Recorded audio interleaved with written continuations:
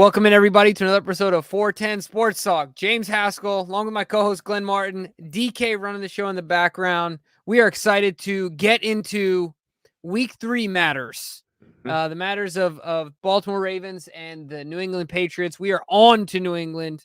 We're only learning from Week 2, not dwelling on it, and looking forward to tonight, where we're going to be getting you guys prepped for this game, talking about roster moves, talking about health, talking about matchups, players to focus on unit battles. And of course, Glenn, our coveted over-under, in which you've come really close these last 2 weeks, my man. You're knocking at the door. Yeah, but Brad has been quite a mountain to climb when it comes to overtaking his first place position. Yeah, so that'll be exciting. Make sure, of course, as always, you guys participate. We'll talk about that here in a little bit. But let's start with some roster stuff, Glenn, where we always start. What you got for us? Anything good? Yeah, today is a beautiful day, Jimbo, at one winning drive. The Ravens they're showing off today, Jimbo. They had 100% participation in practice today. So shout out to the Ravens getting out there. Now doing something right. Exactly. Now, some in a limited fashion, and we still have to point out that currently I think there's only 51 members of the roster, so there is 2 open spots, which we'll get into who's filling one of those spots in a few minutes here. But just because there were some limited, so I just want to quickly go through that. So Lamar Jackson upgraded to full participant after being limited yesterday and kind of nursing what looked to be some sort of an elbow issue that he was dealing with. So not sure if he banged it. So there's kind of differing opinions. Some people thought he may have banged it on a helmet during one of the throws in which he was backed up into his own area. Or some are thinking it could have just been some wear and tear. But either way, back to practice today and not expected to have any ill effects from that elbow issue. Also back in full, J.K. Dobbins and Travis Jones. So extremely excited there because certainly need the addition to the backfield in the running back room. And then Travis Jones, can't wait to see what he'll do against real NFL players and after dominating in the preseason. So excited. And then limited participants were Devin Duvernay, still coming back from the concussion, Marlon Humphrey with the groin, Marcus Peters. Looks like Likely's dealing with a groin injury. James Prochet, a groin. A lot of groin injuries, Jimbo. Dude, what's going on here, dude? Do your butterfly stretches. Dude, you know what I'm saying? Drop down and get your eagle on. That's right. Ronnie Stanley still coming back from an ankle injury. You know what you're doing, Glenn, right now? You're begging for someone to put in $100 super chat to make you do that. Dude, I don't know if that's the you price. Can get back up, dude. First of all, yeah, the knees would be angry if I just elevate out of the camera, and then we would never see Glenn again. Just no more Glenn. You just hear me yelling from the floor. I can't get up. Exactly. No, but also Brandon Stevens back to practice, which is huge. Yes. And then also Demarion Williams was at practice today with a limited participation. So great day at one winning drive, but that's not the only good news that came out of Baltimore. So is there someone maybe joining the team? Yeah, look, DK, where's your meme, bro? I'm waiting for you to load it up, dude. I tell you what, we are excited. Well, I know I'm excited. Honestly, we have sometimes what we do before these shows, guys, is I'll call Glenn, and normally during the day we'll just like talk thoughts on the Ravens, whatever.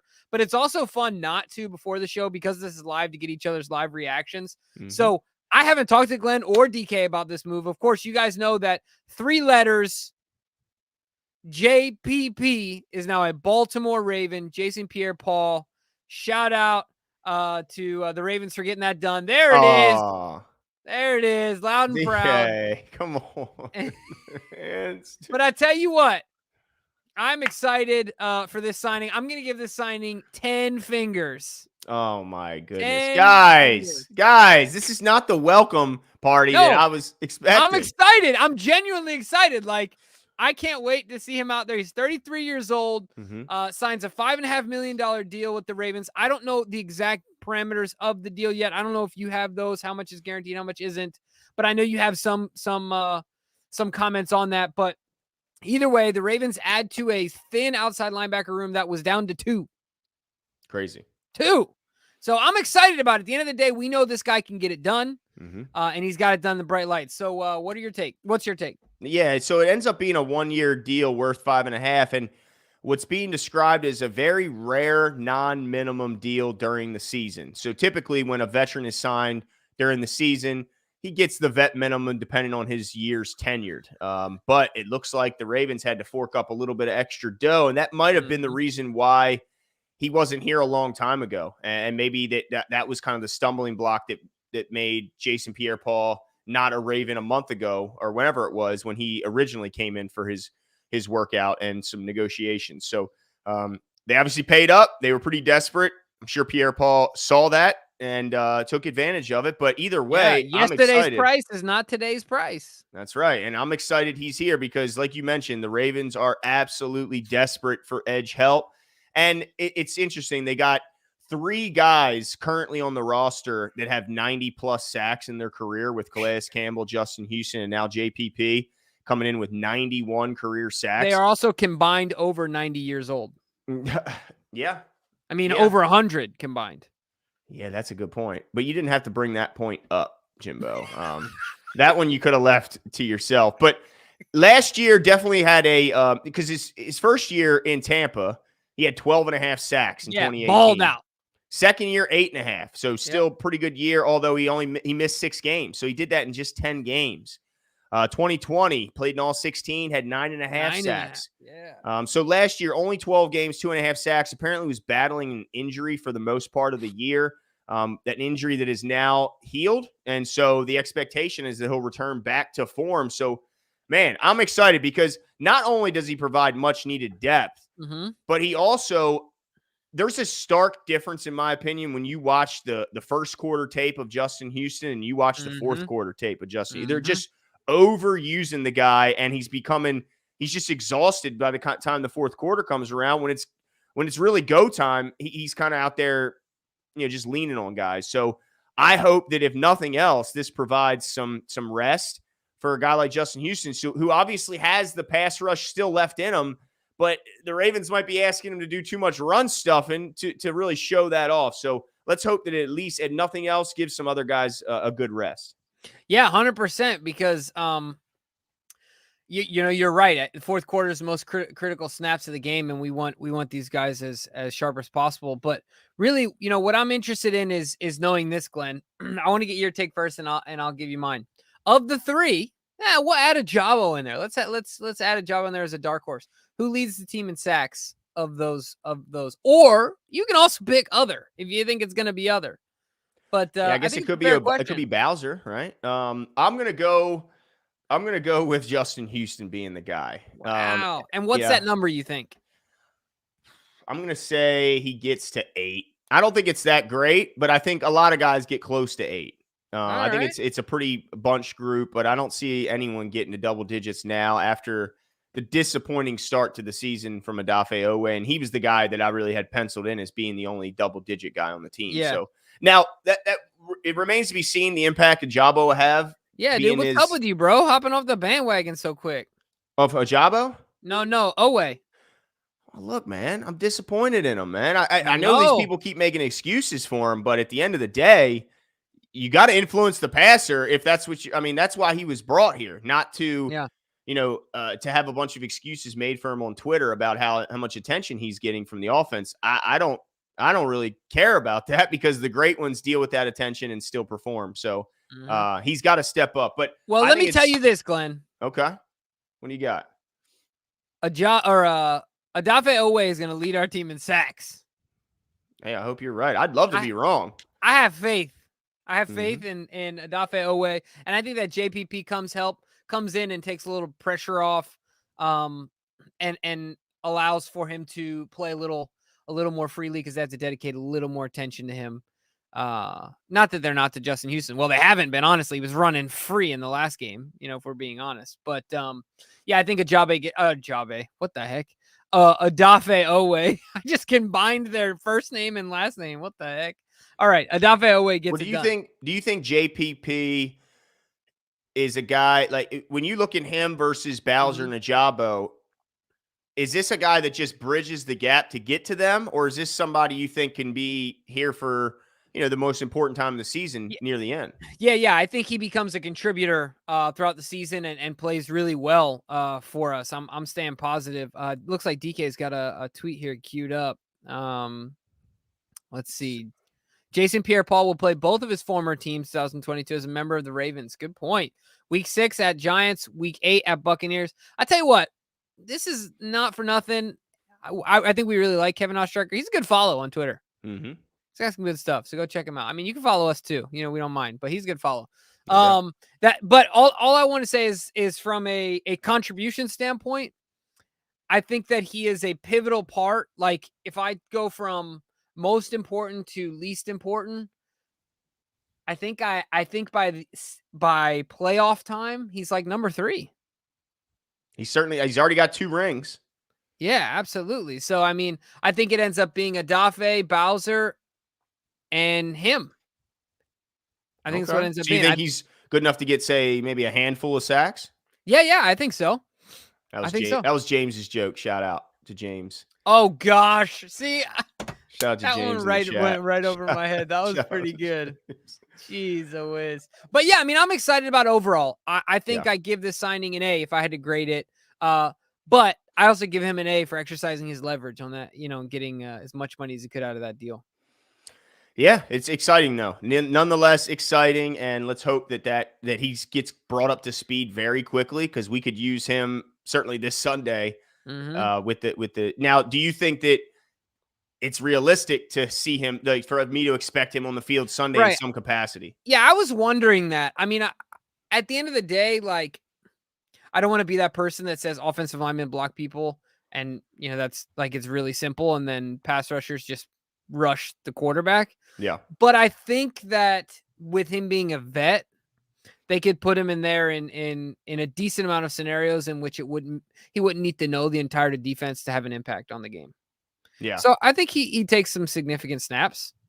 Yeah, I mean, maybe something as simple as when Chuck Clark's giving the play, he has to add a little sentence at the end, JPP, this is what you need to do. Maybe it's one of those things. Right. Pin your ears back might be what he says most of the time. Yeah. Go get the passer is what I'm hoping for. But yeah, excited nonetheless to see a guy of that caliber brought into the room. And let's just hope that he's not just a 1 month stopgap between Bowser, and Ajabo coming back. Let's hope he's a performer and a contributor for the rest of the season. No doubt. Yeah, Tariq says JPP equals leadership. No doubt about it. I mean, you're adding another veteran in the room, another 30-plus guy to the room with a bunch of studs in that room with them, both young and old. So, yeah, excited to get him in there. And I certainly can – I bet he'll at least relay the importance of fireworks safety to the younger guys. No? I'm just saying, you got to be careful. That was the worst one of all. I'm just saying, at the very least, he can bestow that information on the young guys. You're terrible. You don't mess around. But let's all right, so once again, I think Glenn and I are both excited about JPP. I think DK is as well. I think he was excited that he got to use his meme or picture, I think he was really excited about that. But I think what it's time to talk about now is the New England Patriots against the Baltimore Ravens. I think what we should do, Glenn, is let's talk about the New England Patriots offense against the Baltimore Ravens defense. Let's identify some key players for them, some key matchups to look out for, and then let's talk about some keys and breakout players. So okay. I'm guessing you probably got some team stats in front of you about them old New England Patriots. I do. Let's talk about their main contributors. So Mac Jones on the season, 64.6 completion percentage, 465 yards, which is 232 per game. He's got 2 touchdowns, 2 interceptions, and he's been sacked twice, has an overall QB rating of 83.2. So nothing that's going to strike fear in your heart, that's for sure. This offense's passing game certainly, I think, needs to improve. And then rushing, Damian Harris leads the way. He's got 24 attempts, 119 yards, 5 yards per carry. He has 1 touchdown on the season. And then behind him is Ramondre Stevenson, 17 carries, 72 yards. He averages 4.2 and has yet to find the end zone. So really, no matter whether you look through the air or the ground, nothing that like I said, scares you, but Damian Harris still got a 5.0 run average, and that's nothing to sneeze at. So you certainly got to respect that. And then their two leading wide receivers is Jacoby Myers and Nelson Aguilar. Myers has, 13 catches on 19 targets for 150 yards, has yet to find the end zone. Nelson Aguilar, 11 targets, 9 catches, 138 yards, Nelson 1 Aguilar. touchdown. Forgot about that guy for a second. Yeah, remember he kind of came back into relevancy with the Raiders when he had that one good year. That breakout. Yep, that Air breakout. quotes, that breakout year. Yeah, well, he had some big plays, and then behind those two guys is, let's see, a bunch of nobodies. Honestly, like guys that you probably don't. Like, I mean, they got some good tight ends. Jonnu Smith and Hunter Henry are good tight ends. They like to run a lot of 2 tight end set. But the thing about them, they're very. You don't know which offense you're getting. I think this offense is still trying to find itself because if they don't have an offensive coordinator. Yeah, and I don't think Bill Belichick is one. I just his defense is his specialty, and I don't really know the identity of the offense because in the first week they come out super heavy, 2 tight ends, they're pounding the ball, but they're doing it towards the edges, and then they come in the second week and they're running a lot of single back, a lot of 3-4 wide receivers, and they're trying to run up the middle. So it's kind of interesting. Not sure what they're going to get, but not the most talented group that they'll see all season. That's for sure. Yeah, absolutely not. But one of the things I'm a bit concerned about in this game right now is I know that if I'm not mistaken, we aren't, in the basement as far as rushing goes, but I visually speaking, I feel like there have been moments in each game where we've struggled to stop the run. It hasn't been the traditional, like, just give up now because Derrick Henry's only getting 48 yards type scenario where teams have been able to get on the edge and really gash us for some yards in moments. And so, like you said, having Damian Harris, of course, averaging 5 yards a run, and knowing that, like you said, they're kind of Jekyll and Hyde, but they seem to, at least in my opinion, I think their preference is to lean heavy on the run game and let Matt control the game. So I'm not concerned about this offense at all. I think, like you said, if the tight ends are kept in check and we can limit their run game, they're really limited in options. Jacoby Myers is your number 1. Not good. Yeah, not a good sign.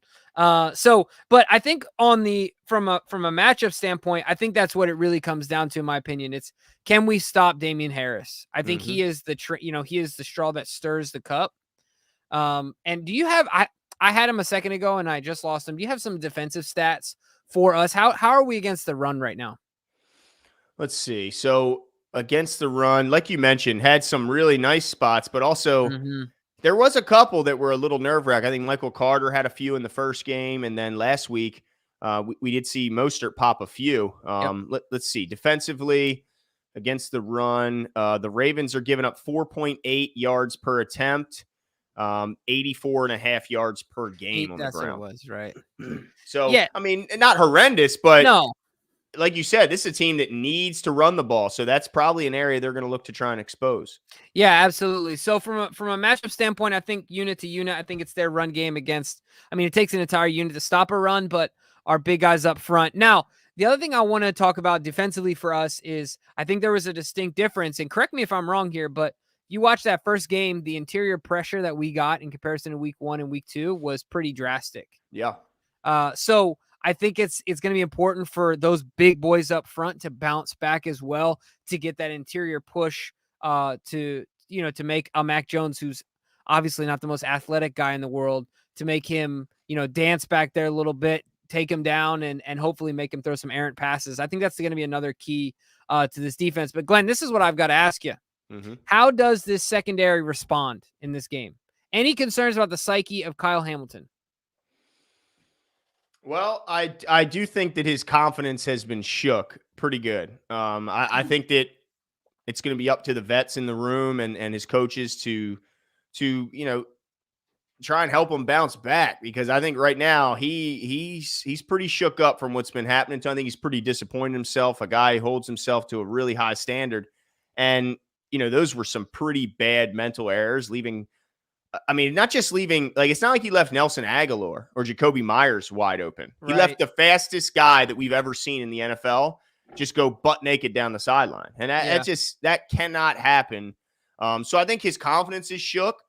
But, I think there's been a lot of good things we've seen of him too. And I think that if he can continue to build on those and limit the mental errors, then I think he can bounce back. But I tell you, if it's awfully hard to sell me on the fact that they took Kyle Hamilton and not one of those pass rushers like Jermaine Johnson when you're so desperate on the edge and you're so good at safety with Chuck Clark and Marcus Williams that it almost seemed like, man, it's starting to look awfully like a luxury pick over a necessity pick. And I don't know. I'm starting to I'm doubting. I'm now not willing to. Some people in the chat are already willing to call Kyle Hamilton a bust. I'm certainly not there yet, but it definitely looks like they could have used the added support against the in pass rush instead of at the safety position. Well, let me stir the pot a little bit more because I've noticed some people, and it's got me thinking. I don't know how I feel about it. I'm still simmering in my brain, but I've seen some people talk about how theoretically speaking, the Ravens are attacking their defense of the pass incorrectly. In that Ozzie Newsome believed that the best way to improve your pass defense was to give the quarterback less time. I think that was pretty clear. However, it seems to be that Eric, and this is what I'm hearing in Twitterverse, Eric is doing it in an opposite way, right? Where he is doubling down on the folks in the secondary. And now if you look at last year going into this year, Rex talked about it, right? In the last 19 games, we're dead last in the pass. Mm-hmm.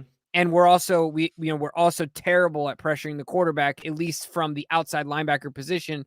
Straight up, we don't get it, right? Without a lot of times, without blitz or, some special scenarios set up for us.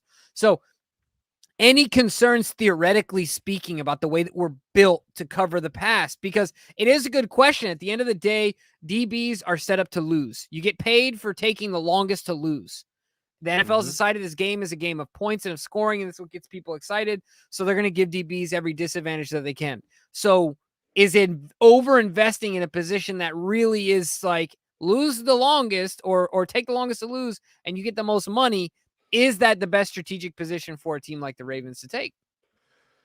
Well, it certainly didn't look like it in the fourth quarter of last week, but I will say in the first three quarters, it looked fantastic. I mean, it looked like they had a perfect game. So I don't think it's necessarily a game plan issue. I think the game plan was sound and it was fine. It just wasn't executed nearly to the level that the coaches were expecting.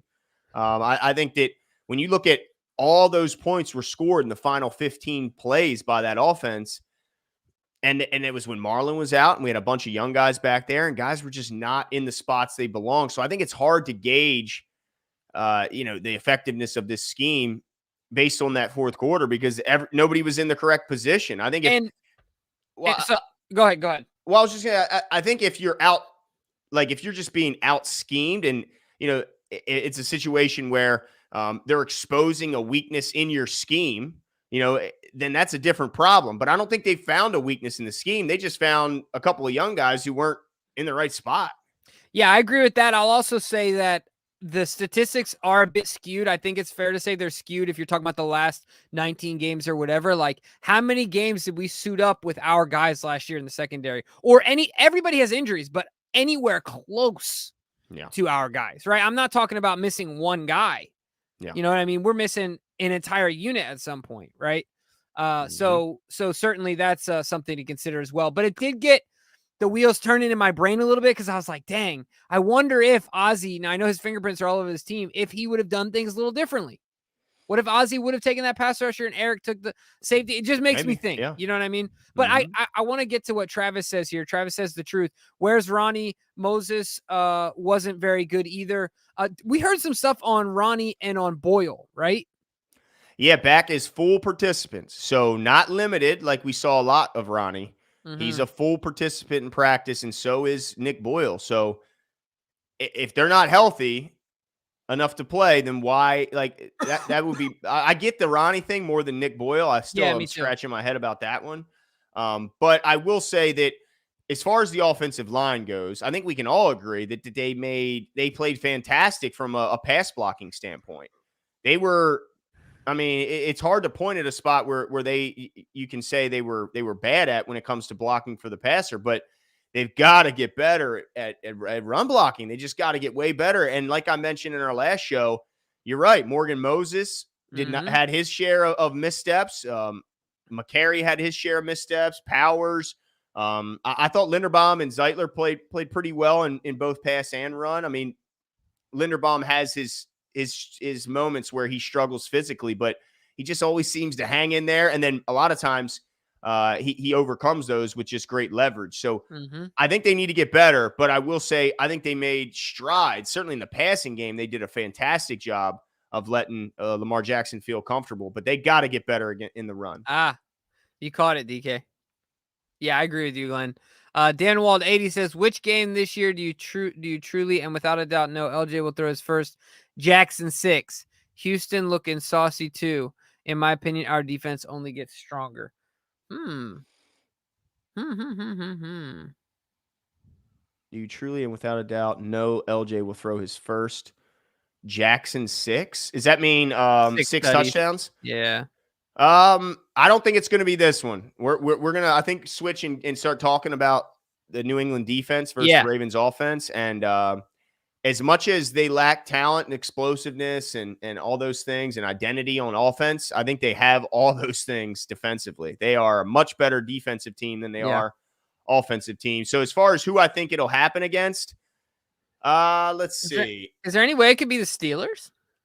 Well, if TJ Watt's still out, yeah, it's possible. We get a couple turnovers that get us in favorable field position off of Trubisky or Pickett at that point.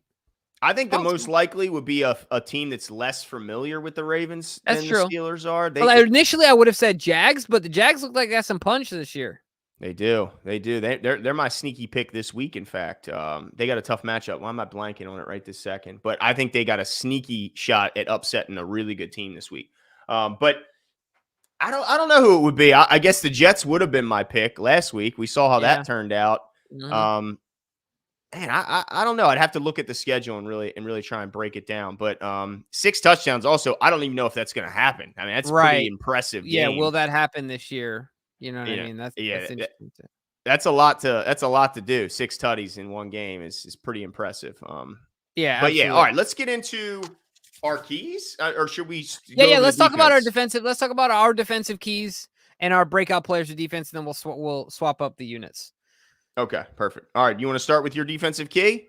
Yeah, my defensive key is simple. I feel like every week my defensive keys are simple. There's no magic here, but let's take what their preference is out of the game, right? Let's make Mac Jones beat us. Let's eliminate the 5 yards per carry by Damian Harris, right? Let's erase the run game and make them beat us in the air. I guess I'll caveat that by saying stay out of the backfield, Kyle Hamilton, with your eyes anyway, right?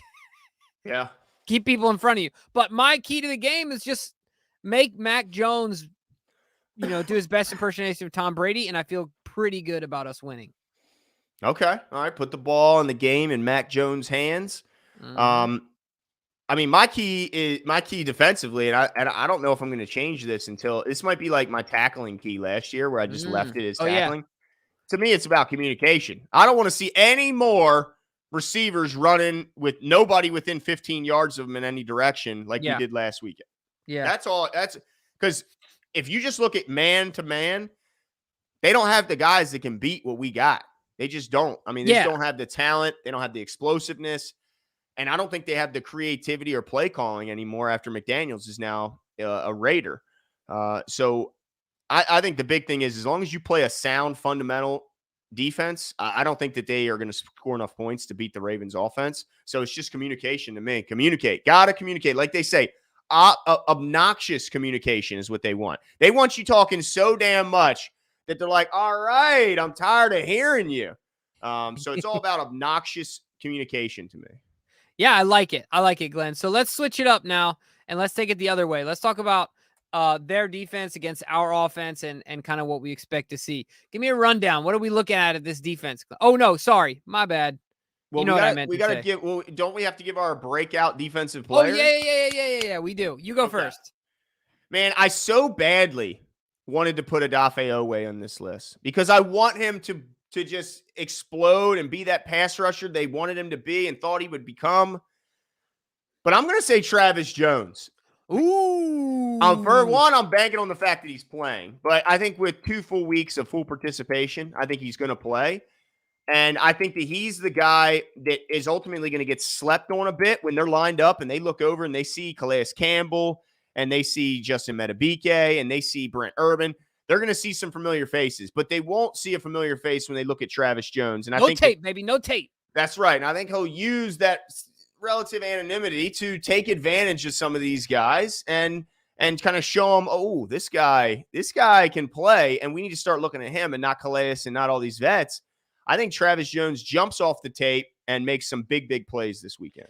DK, book that. Glenn said relative anonymity. You see that? Dude, you like that? Yeah, dude. You slid out. Yeah, there you go, DK. Nice. Yeah, dude, that was nice. I tell you what. Yeah, so that's a great one. I love that one, man. I'm gonna stick with the guy I had last week because I think he redeems himself after that tough catch or that tough moment in time. He certainly didn't catch it where he got smoked by Tyreek Hill. I'm going with Marcus Peters. I feel like Marcus got to get his swag back. The only way to do that is to get his hands on that football. I think Marcus Peters bounces back in a big way and has an impact on this game. I think we'll see the swag. I think we'll see the strapping people up. I think we'll see the tongue out, everything. I'm expecting big things from Marcus Peters. Nice. All right. Well, I think, Charles Bowie says that Bill knows about Travis Jones. Yeah, 100%. Belichick is well aware of Travis Jones, but I'm surprised. I thought you'd go with JPP. Yeah, I mean, I considered it, but I really think that, I don't know. I'm expecting Marcus to feast on these young guys. Even though Mac doesn't make a ton of mistakes, Marcus can fool vets. So, you know what I mean? I think, if I'm not mistaken, this is Mac Jones' second time the first time was Cam Newton. Was it Cam? So I think you're right. Yeah. Last year in the monsoon, it was Cam Newton, if I'm not mistaken. Was it last year? Whenever we played them last time, all my time has just all gotten smashed together. Yeah, I'm going with Marcus Peters. I think he gets the job done. Juice, man. All righty. Well, let's get over to the offense of the Ravens versus the defense of the New England Patriots. Like I mentioned earlier, this is a much better defense than it is an offense. Yeah. They are the real deal up front. They got some absolute studs. I mean, I know everyone remembers Matt Judon and the impact he made. Well, he certainly took off once he became a New England Patriot, notched his first double-digit sack season in his first year there. But also another familiar face, Lawrence Guy, another a guy who I think gets often overlooked, but is saw him in the airport. How big is he? He's a big dude. Yeah. Not that tall though. No? Okay. Nah. All right. Well, I think you're probably taller than him. No way. Yeah, maybe the wider frame makes him look shorter. Let me see. They list him at 6'4".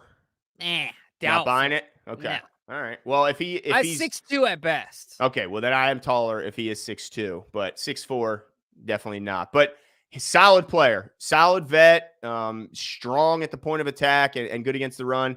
Carl Davis, another familiar former Raven. Carl Davis is with them. Yeah, backing it. Dud Davis. Yeah, not in a prominent role, but also some other guys. Christian Barmore. I know you remember that name coming out. A guy that we talked a lot about. And then another one, Josh Uche, I think his name was it the Penn State rusher? Or I think it was. And then Kyle Duggar, the safety that I think, if I remember correct, hands picked really liked Kyle Duggar or Dugar when he came out. And then, of course, they got the vet McCourty in the back. They got Jabril Peppers, who I think most Ravens fans are familiar with that name. Michigan player, drafted by Cleveland, and was famously in the trade that acquired Odell Beckham from New York. But he's also a talented player. But they're just extremely sound.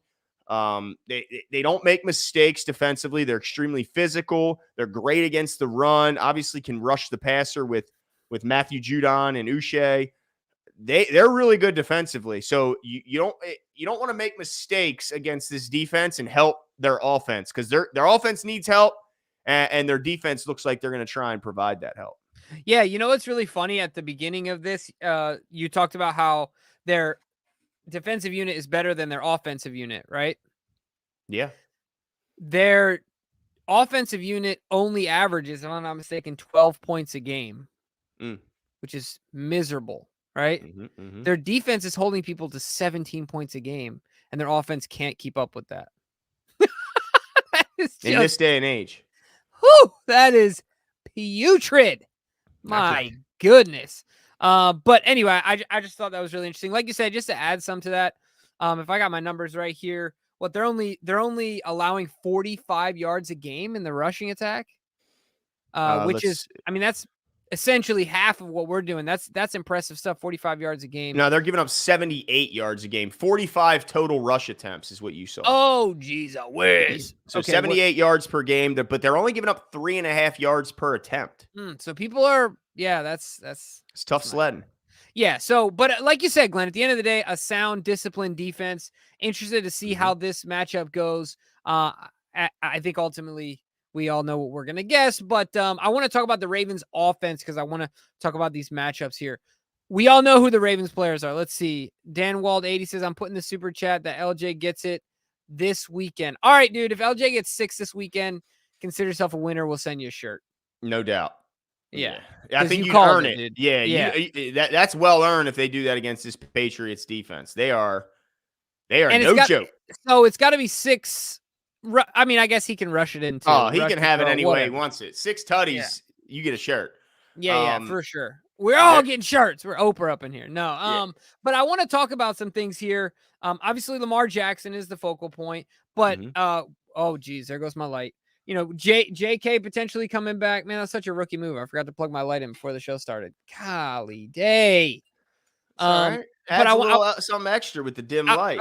I want to talk about Bateman and Duvernay. What's the status on Duvernay? Do we know right now between yourself and DK? Yeah, apparently John Harbaugh said he had no symptoms from the start. Did say, I still wonder if the league is looking at that helmet to helmet. So he seems like he's a little irritated that he hasn't heard if that player would be disciplined or anything from the situation. But did say he had no symptoms and expect him to be out there. So sounds like we're getting him back. Interesting. So now I want to get to this next one really quick, DK, if you don't mind putting that up, Beltway 95 Sports, because this is kind of what I was wanting to talk about here. It's kind of a nice segue. We're talking about offensive units versus their defense. Well, hold on. Jersey Mike said, what's up, 410? I called that JPP signing. LOL. You did, Mike. Jersey Mike. My man. Dude, back in the day, I used to smash some Jersey Mikes. I'm team Jersey Mikes. Way better than Subway. Way better than what's Jimmy the other John's? place? Well, all of it, dude. Not even close. Okay. They have like a Southwest Chipotle chicken cheesesteak. Woo-hoo-hoo! Fire. Which you're never eating again in your life? No, but Glenn, if you go there, get it, bro. You have to. We'll do. All right, Beltway. Oh, my bad, DK. I want to get to this one if that's cool. Beltway 95 Sports says, can the Ravens get out of the Stanley contract? The short answer is no. But the reason I want to talk about this is because the offensive line of the Baltimore Ravens is going to be a huge, in every game it's huge, but you just mentioned some of the guys they got up front, some of the studs they got up front, and so this offensive line having success and finding ways for us to have success in the run game is going to be crucial in this game because we already know that they can't score enough. So if we can limit their possessions even more, this can become one of those games where you're nodding off in the third quarter, right? You already know what's going to happen. So I think that for me, matchup number one, our offensive line against their defensive front and their ability to get push and open up holes for this run game is priority number one. But I want to ask you a question about our offense, Glenn. How have you felt so far about Mark Andrews' start to the year, and are you expecting big things out of him in this game? Yeah. I think his start to the year has been as expected. The guy's an absolute stud. I mean, on the season, he's got 14 receptions, which leads the team. He's got 156 yards, and he's got 1 tutty. So yeah, I mean, as expected, he's getting the most targets, most receptions. I think if anyone was to ask us before the season started who would lead in both those categories, everyone would equally agree that it was Mark Andrews. So this is what I expected. Now, I think there's going to be games where he, certainly explodes off the sheet and has one of those classic Mark Andrews games. We might not have seen it yet, but I think that what we have seen is this has got to be encouraging. They talked about these receivers and they talked about how you need to add weapons. Well, your number one's got 2 touchdowns, your number two's got 2 touchdowns, and your number three's got a touchdown. And there's only 1 touchdown outside of those three players, and that's Mark Andrews' single touchdown. So the vast majority of these touchdowns are going to wide receivers. So that should make those Ravens fans that were kind of questioning the direction of this offense and if that group was good enough, I think that should answer some questions. But it's certainly Mark Andrews is going to continue to be the stud that he is.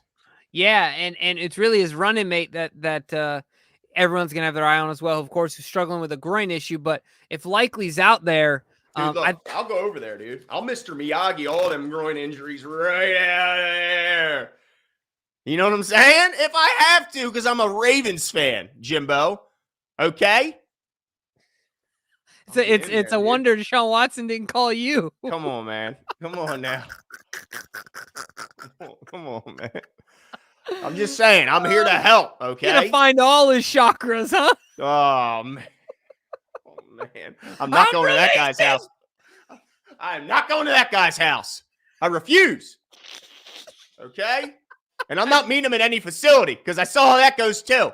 And wait, he's going to slide you an NDA. Slide up, under the door, sign before you enter. What up, bro? Oh, we shouldn't joke about that. Anyway, but see, Jimmy, you're not going to show off the rails. Eli Hoff says, will they sign BM? I'm assuming you mean Blake Martinez. Will they sign bowel movement? No. Yes. Good idea or not. Apparently, he's visiting either today or tomorrow with the Raiders after visiting with the Ravens. Yeah, I think it would be a great idea. The guy's an absolute tackling machine. This guy, against the run, if he gets his hands on you, there's not many better as far as bringing the guy to the ground. And I've been disappointed what I've seen from Bynes. So what's your thoughts on Blake Martinez? Yeah, I mean, I like it as well. Like you said, he's had years in the past where he's been incredibly productive. And so for him, it really, I think, comes down to which team he believes in more. Because I think they pay him the same. If I'm not mistaken, he's probably getting a little bit more of a tax break in Las Vegas than he would in Maryland. But do you want to play in the AFC North? Or do you want to play in the AFC West? I think that has a lot, which team do you think gets further? Do you believe in McDaniel? Do you believe in John? I tell you what, they're 0-2 in Raider Nation, ain't they? Yeah. So, and they're in the AFC West, right? Do you believe more in Lamar Jackson or Derek Carr? Obviously, John Gruden likes Derek Carr because he decided. McDaniels? No. I mean, Gruden didn't want Tom Brady and wanted to keep Derek Carr. So mistakes were made. Yeah, for sure. Mistakes were made. But no, I think it all comes down to him. I don't think it's whether or not the Ravens aren't going to give him more than the minimum. This isn't JPP we're talking about here. They have very little. I think they had $5.4 million in cap space before the signing of JPP.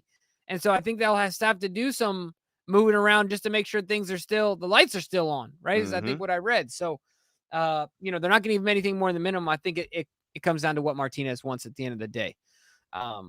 Let's see. Todd Heap says what is this? FWIW? What does that mean?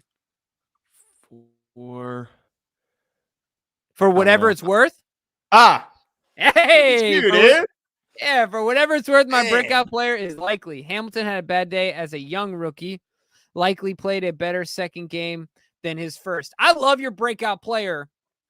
We're going to still talk a little bit more about these matchups, offense and defense, but I'm going to get straight to my breakout player, Glenn, because I'm excited about him. Okay. And I can't believe I'm saying this. You ready for this? Yeah. Justice Hill. What? Justice Hill is my breakout player of the game. I believe he gets the most carries of all our running backs in this game. And I think he plays well. I think he gets a handful of catches for something like 25, 35 yards. And I think he rushes for plus 50. Plus 50. You heard it here first. Justice Hill. Whoa. Yeah, I'm going out on a limb, and it is a shaky limb. I tell you what, it is a shaky limb. Man, I like that you went out on a limb, Jimbo. I can respect that. I completely disagree with you, but I respect the fact that you went out on a limb. Whereas I played it. You're taking Lamar Jackson? No, I took Isaiah Likely. Oh, right. No, I think that's a good one too. Yeah, I took Isaiah Likely, but I might have to change it because I think I've picked him for 3 straight weeks. Yeah. I'm pretty sure. I But appreciate that, DK, Mr. No Vision. yeah, just after I saw that clip, Jimbo, all my previous feelings, because look, we've been hard on Justice Hill, but this season we've been eating a little crow and saying that Yeah. he's been proving us wrong. He's Playing been with some running tough. urgency, playing with some conviction. Yeah, he's got obviously the most burst on the team. So we've been hyping him up. But then the All-22 came out. And we saw green grass and him turn and run out of bounds. Now, did you see what Cole Jackson said? He is apparently the offensive lineman guru in Baltimore in the Ravens flock world. And he said that the leverage with which the blockers were supposed to be, strategically speaking, he did the right thing. What? However, why? Because they were supposed to be maintaining outside leverage so he could run on the outside. That was the schemed play. But at the end of the day, like, just look up, look in front of you, right? Like, yeah, I mean, I think there's obviously directions to where the running back is like lanes he's always supposed to hit. But what makes you a great running back is your ability to run off schedule. There's no way that every play goes exactly as planned. It almost never does. So you got to adapt and improvise. In my opinion, I mean, there was a truck could have driven through the hole. I mean, it was Moses. He just parted the Red Sea. Yeah, so you can sugarcoat it all you want and say that technically if the play was blocked perfectly, he's supposed to go outside. I don't give a daggone. When you see that monstrous hole of 20 yards wide, that should have been a touchdown or at least a massive gain. So let's hope that if he sees the hole, he hits the hole, Jimbo. Yeah, you're right. See hole, hit hole, right? That's it. That's all you got to do. What's your key to the game, though, Jimbo? Yeah, offensively, my key to the game is it's really simple. Bill always talks about don't beat yourself, right? Like Bill has beaten people not by winning, but by, I've talked about this before, like not losing, right? Like not making mistakes. So control the turnover game. If we can beat Bill Belichick in the turnover game, we win this game. They have no firepower. We can't give them opportunities. So let's just control the ball. Let's control the ball. Job number one. I'm not scared of their offense. I'm not worried about going on 4th and 1 or not. You can punt it all day. I'm not worried about them outscoring us, but we cannot give them freebies. We've got to control the ball because if you make mistakes against Bill Belichick, a lot of times it comes back to bite you in the butt. Well, when he has Tom Brady under center, but he doesn't anymore. Anyway, the one thing I will say is respect. I mean, no respect. I'm just calling it like I see it. Jimbo, I'm starting to think you're getting a little bit of a Mike Greenberg big head about you because I can't help but notice that you are not entering any of your submissions into the doc, but me and DK are having a hand enter them as you say them. And what it's doing is it's making it look like I'm copying off you because DK can attest that right above it says play error free is my key to the game. I'm not even looking at the doc I'm freewheeling. Exactly. You're just going off the top. Off the cuff. Like, well, you're taking my answers, okay? Because I agree. I promise I didn't see it. I know you didn't, but it's making me look like I'm copying. But my key is play error free. I 100% agree with you. When you have an offense that's not extremely talented, that struggles to get in the end zone, the best thing you can do is not give them extra possessions by turning the ball over and not backing yourself up and forcing yourself in position to punt with stupid penalties. So it's not just the turnovers. It's also we got to play penalty free. And with a physical defensive front like they're bringing, it's kind of almost instinct to grab and hold on if you're an offensive lineman because they're so big, they're so strong, they play such fundamental ball to where sometimes you're just desperate and you reach out and grab. So I hope that they can play error free because I think if they do, I just don't see it. I don't see how unless mistakes are made by the Ravens. I don't see the talent level being good enough, and I certainly don't think that the coaching's there either. No respect. You know what I'm saying? I can't believe it, man. Not even defensively. No, he is a good defensive coordinator. But he's a trash general manager, and he has nothing for offensive mind. Yeah, well, that's fair. I can't. All right, he's got what do they talk about? Patricia's like a rock. Is he a rocket scientist or something? Well, go do rocket. Go do that then. Yeah. Well, it doesn't pay as well, probably. Those guys get paid pretty dang well. Like I'm sure they do, but Well, it's because he's like Head coach, I think, gets like $8 million a year. He's like a low-level rocket scientist. There you go. If he were like the rocket scientist, just the one.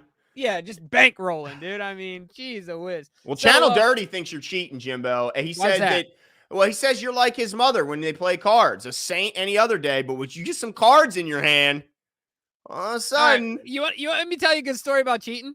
Your son just had his 9th birthday? Yes. Best birthday of my life. So one thing that my mom did is that in our 18 years of living in her household, we got like one big soiree, one big party. Yeah. And I decided mine was going to be my 6th birthday. All right. Okay. So my mom did this whole like mini game series. You remember Mario Party? Oh yeah. Like mini game series at the house. It was all competition, all games for like 3 hours straight. It was a blast. Right up your alley. It was awesome, right? So there was one game where she lined up 10 balloons. Each person was in their own line. Everyone had to pop 10 balloons without using their hands. The fastest, so you had to pop all 10 balloons. The fastest person to pop all 10 balloons wins, right? Did you use your toenails? Nope. Okay.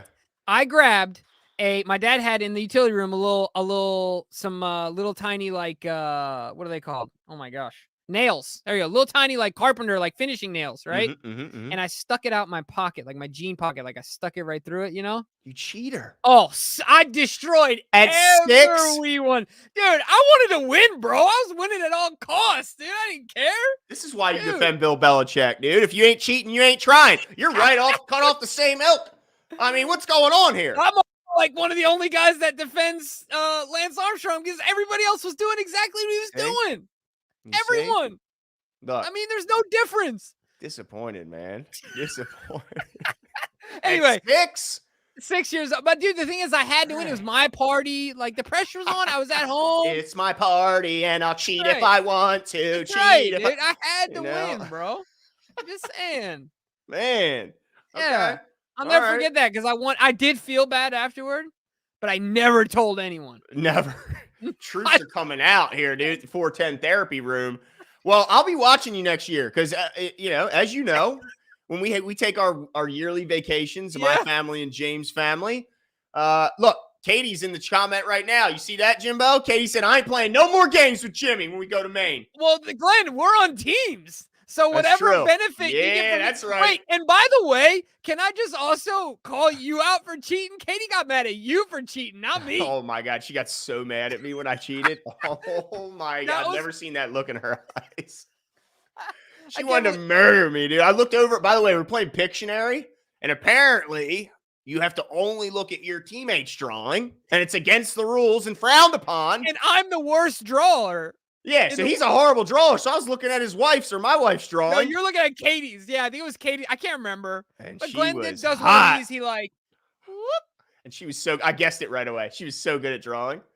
Anyway, got the most evil look. But yeah, shout out to Katie. No team Katie, no team Tanya. All right, so let's get into our over-under competition. Wait. So we talked about our keys and we gave our breakout players, right? We did. Correct. Right. Yep. Wait, before we get into over-under, we got to talk about Prize Picks, dude. Yeah, I was going to say, it's brought to us by Prize Picks. Is that not right, Jimbo? I know you've been cleaning up out here lately. Cleaning up. I got some exciting ones this week. Actually, let me talk to you about them real quick. Let's hear it. Now, I know DK took a bit of a bath last week, so let's hope he bounces back. Yeah, absolutely. But before we do that, I'm just looking these up real quick. Talk to me, Glenn. How can people participate in Prize Picks? Yeah, Prize Picks makes it super simple. If you've always kind of wondered about, fantasy daily gambling or any type of gambling whatsoever, but you've kind of been nervous because you're not really familiar, it's not really your scene, Prize Picks makes it super simple. You can go $10. You can come in with just just dip your toe in the pool. Mm-hmm. Okay, use promo code 410. And you'll get an extra $10. I'm not saying you got to put in your life savings. Put a couple dollars in. Have some fun. It will make the game that would normally mean nothing to you mean everything to you. Now, what I would say is, your Ravens the best, so it's not a bad idea to vote with your vote to gamble on your Ravens. But I will say, try to separate your heart from your head when you're gambling on your own team. I personally try not to do it, because I want to keep my heart separate from my brain in these scenarios. But we also know our team more than we know any other team. So, but Prize Picks makes it super easy. If you haven't done it, check it out. Jimbo, what do you got to say? Yeah, I would agree with you 100%. It's super easy, like Glenn said, but this week I'm doing something a little different. Usually I do passing yards over under. They got some really cool over unders, or I'll do a passing yard and rushing yard. I'm going rushing yards, for both this week. And I think I got some really easy ones here. Let me give you what I got. One of them is actually it's I don't know if it's not rushing yards. Receiving yards. My bad. Okay. I'm going with Garrett Wilson. He's set at 46.5 against the Cincinnati Bengals. He's tied for the most targets on that team.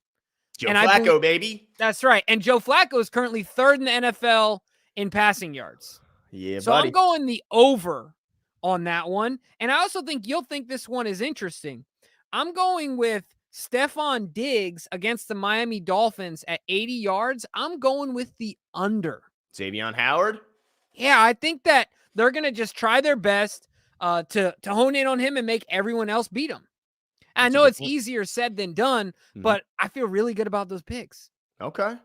All right. But there's a bunch more on there. So definitely check it out. Triple my money this week is all I know. I'm feeling good about it. Jimbo making it look easy. Tariq says, back to offense and creativity. I don't see major changes since 2019 in our run style.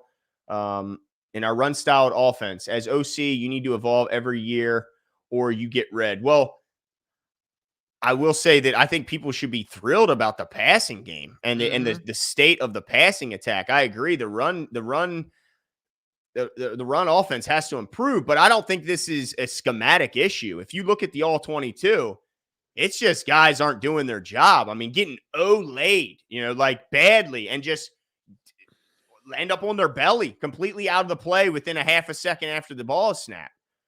So while I agree there has to be improvements, I think there has absolutely been changes to this offense, and it's based on the improvements that the players themselves have made. I think Lamar Jackson has expanded his game in a massive amount since 2019 to now. He is a way better player, a way better thrower of the football.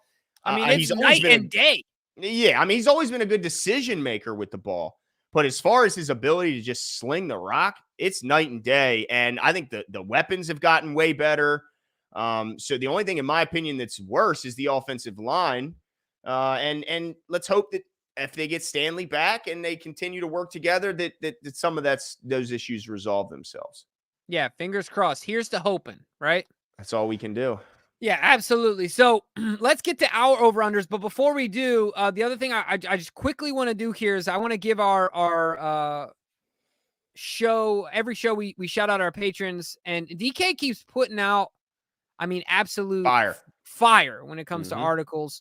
So make sure you guys go check them out. It's $1 a month on our Patreon. And we have various other options. In fact, in the coming week after this game, special thanks to our patrons. Yep, all you guys. Absolutely. DK, can you, let's see, how do I do it where we're, I did it right. Look at me, DK. Yeah, come on, bro. Man. All by yourself. Oh, that's right. But just wanted to shout out you guys for supporting the show. You make what we're able to do possible. And we'll be doing our exclusive YouTube video to our patrons only next week. So go check it out. You can see all the benefits and stuff like that. But big shout out to all you guys. Thank you so much. No doubt. But let's get to our over-under. I think it's time for DK to take the wheel here. Hold on. Before we do, we got to throw this up here. All Tariq right. says, but who controls the passing plays? Keith Williams.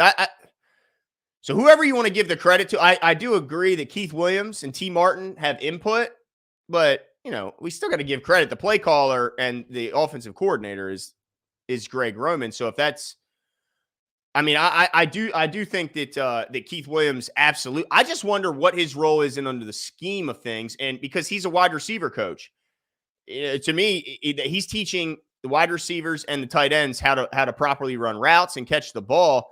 I think maybe T. Martin is more involved in the schematic part of things, 100%. But either way, that's fine. I'm okay with that. Actually, I'd be more upset if it was the opposite and Greg wasn't open to input. I think the fact that he's open to input from guys and is a blessing and is a good thing. So I agree that those guys have input, and I'm glad that they're here. Absolutely. 100%. Couldn't agree more. The moment has come. Let's get it. I gotta win one. By the way, DK, I hope when you're putting together the scoreboard that you include accuracy, okay? Because my number's pretty good. Even though I've been edged out barely, I still got a pretty good number, and I want to make sure that's reflected in the scoreboard. Nah, it's okay, DK. You don't have to do that. All right, DK, what's our first one?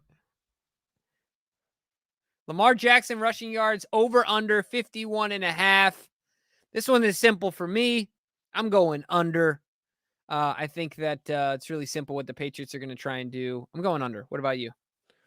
Yeah, I go under as well. I think that there's a very good chance we could both be very, very wrong. We see in that, one play, obviously. Yeah, it could really be one play, but I do know that Bill Belichick likes to, take away the thing that he perceives you do the best. And so they might think that keeping Lamar Jackson in the pocket is the best way to win. I'll disagree with him on that. But yeah, I think he goes under 51.5. All right, next one. Oh, and by the way, DK says under. Intern Brad remains unanswered. Of course. But I will say unofficial advantage here. He does get to see our answers, but I will say he never misses game to start. He always has it in there before the start of the game. So let's at least give him a little bit of credit there. All right, next one, DK. Offensively, Mark Andrews touchdowns. Over, under, half a touchdown. What do you say? Over. What about you? Yeah, I go over as well. I think he gets one. It's pretty hard to, for me, like if this was an over, under every week, I don't know if I'd ever say under. Right. That's my take. All right, so defense. Let's move on to our first. Oh, by the way, DK on that one said over as well. All three of us agree over. All right, Brad? Defensively. Oh, we don't know, Brad. Duh. We don't know. Okay, Brad. So defensively, it says Ravens passing yards long, giving up 40.5 yards. Under. I don't know if Mac Jones can throw it 40 yards. Well, he doesn't have to. He could throw it 5, and they could take it 50. True. Yeah, that's true. But no, look, dude, our defense. I'll talk about this in the scores a little more, but our defense is going to come back with a vengeance. I believe that when you look back at the stat book, this game will be the best defensive showing that we have because of the embarrassment and having to deal with week 2 so much this week. It will not happen again. Stomping it out. No way.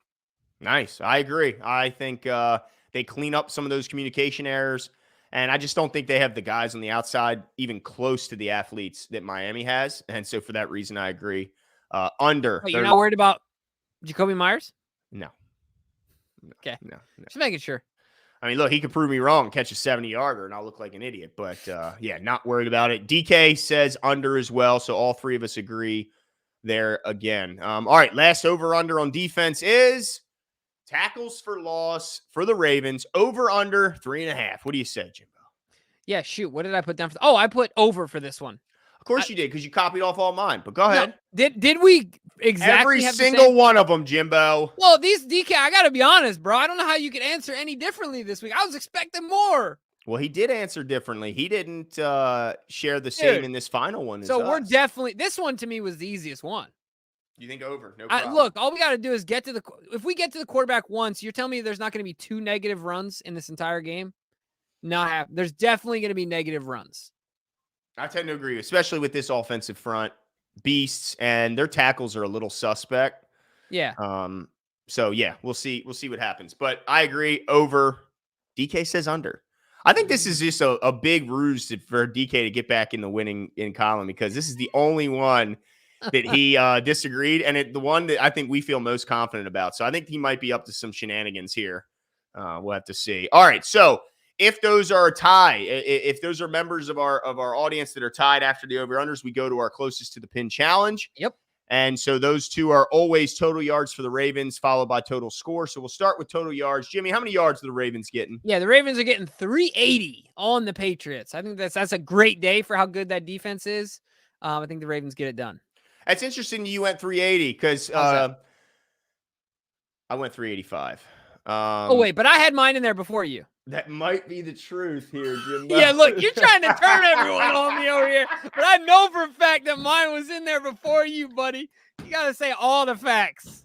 The whole story, bro. All the others were in first. But this one, I waited just a little bit to see if maybe I could glean some edge in this category. So I may have chosen to wait for you to put your number down. 385 is my guess Of because I course want it to is. win. I want to win, Jimbo. But that just means that I'm right, that I'm on to something. It just validates me. You're just lucky I didn't go 381.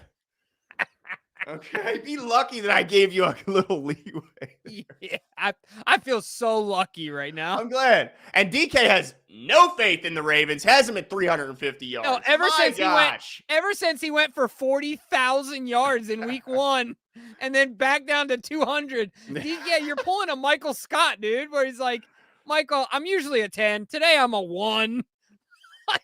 Yeah, I don't know what he's up to. Bro. I think he's let me see that. Let me just see something. Yards per game. Let me just see what this guy, because I think he's up to some shenanigans. Oh, interesting. What was your total here? Me? No, DK's 350. Okay. All right. Well, actually, ours is more close to the average. They average currently 375. So okay. I thought he was pulling some shenanigans. All right. So, final score of the game will be, Jimbo, what do you say? Yeah, 31-13, full-on dyslexia score right there. Beat down. I mean, I don't even got to tell you who's winning. The Baltimore Ravens are winning. Like I said, we're going to come out with a vengeance. Honestly, I'm giving them 13. I think it's probably more like 31-10, but I'm going to give them 13. Bill will, like, kick a stupid, pointless field goal into the end, and then, like, at the end of the game, some, like, just random grunt and so, yeah, I think that 31-13, I think that's the closest it will be. Wow. My guy. Okay. All right. Well, I got it 24-10. Also a pretty handily, a win that I'd say they come to pretty handily. But, yeah, I mean, it's not that big of a deal. I have a 14-point win. You have, what, a 18-point win. So not a big difference. But I think that the defense of the Patriots does enough to slow down the offense. So while I don't think they stop them outright, I think they do enough to eat up some clock and slow down the Ravens offense. So that's why I have it 24-10, total of 34 points, but Ravens will win. DK, what do you have to say? You want me to just announce it? All right, I'll announce it. DK says the Ravens win 27-21, total score of 48. So if it's a high-scoring affair right now, DK looks like he's going to be the winner if it comes down to it, and I would be the winner if it was a low score. Of course, if it came down to this point. So we'll see what intern Brad, can he continue the streak of 2 consecutive? Can he make it 3? I say no, but he could. Not a chance, Brad. Okay. We're coming for you. That's right. Coming for you. But let's give some shout outs. We had a blast tonight. Thanks you guys for coming out. Nana Rave, Nick Daniels, JW45, Emos. Of course, Don C, always out here repping. Appreciate all the love from Don and all you other folks out here. Tariq Kikik. I think this is a handful of times now we've seen Tariq around, and we're glad. I think you're relatively new to the show. Shout out to you, Channel Dirty. Hopefully your granny got a kick out of that portion of the show. That's what we're here for. We are here for your entertainment. Dan Wald 80.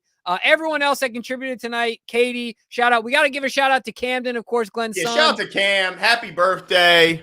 My wonderful son, who I couldn't be more proud of, makes me more and more proud each and every day. Love you, and happy birthday. Yep, and my son's first birthday is tomorrow. Yeah, shout out Henry. That's right. He's freaking awesome. Like Glenn said, I echo all those same sentiments, and I'm excited. We're going to the zoo tomorrow. My man. Oh, by the way, Tariq is in Europe right now, 3 a.m. watching us. Shout out Tariq. My guy. Right, man. Dedication right there, man. I love it, man. Whiz. That is awesome. Well, we appreciate all of it. Thank you so much for the time, DK. Thank you, Brad, DK, all our patrons. Go check it out, and we will talk to you guys soon.